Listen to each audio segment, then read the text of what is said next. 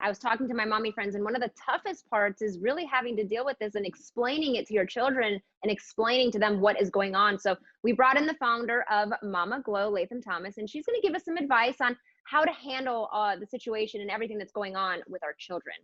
Latham, Filano, how are you guys? We're so great. Thank you. Thank you so much for joining me. So today we're talking about protests, racial unjust, and really how to talk to or even educate our kids on this topic. So Falana, I want to start with you. You recently participated in a protest. What motivated you to participate? Well, one day I was just going through Instagram and I saw that video of George Floyd, and it honestly made me sick to my stomach. And I had to, I was just led to think, like, what if that happened to one of my family members or somebody I love or one of my friends and things like that. It made me realize, like, this can't happen anymore. I mean, it never should have been happening in the first place. But I think, the fact that videos like this are coming to light is just showing a breaking point. And so I was motivated to just get out there and try my best to make a change, even if I'm only one person in the protest. Yeah, it starts with one person, and that's how we make that change. And Latham, I think it's so important to have this conversation with our children. But as a mom, I worry about my child going into a protest. So my first question is, how do you involve them into standing up for what's right and really fighting for this, but keeping them safe?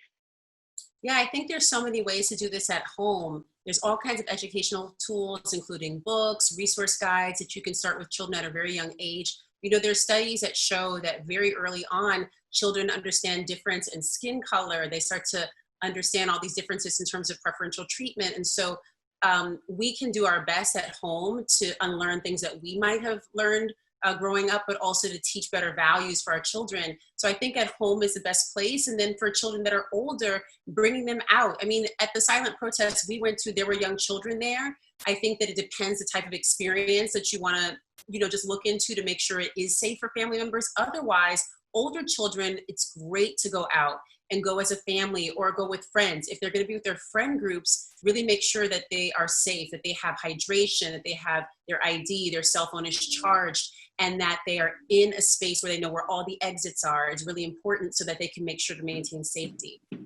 And you talk about also sharing this experience and really talking about this experience with your kids as well. Yeah, I think talking about it is important to make sure that we don't pretend it's not happening, and to also develop this visceral connection to each other. If we don't realize that we are all connected and that it is important for us to fight for all of us, it doesn't matter if you don't know the person, but we should all want to fight for equality. We should all want to fight against police brutality. We should all want to make sure that we protect the future for our children. And so I think about it as a way to open a conversation, family members, friends, and really to not only make the space open for our children to ask questions, but also for us to question ourselves and how we thought about things, where we might have blind spots in terms of our biases, right? These things start really early. So having the conversations with our children and educating really early has to be a part of our strategy. Thank you so much, Filano, for participating and really standing up for what's right. You are the future, and we have to make a change. Enough is enough. Thank Thanks for you. having us. Thank you so much. Stay safe, and I'll see you soon.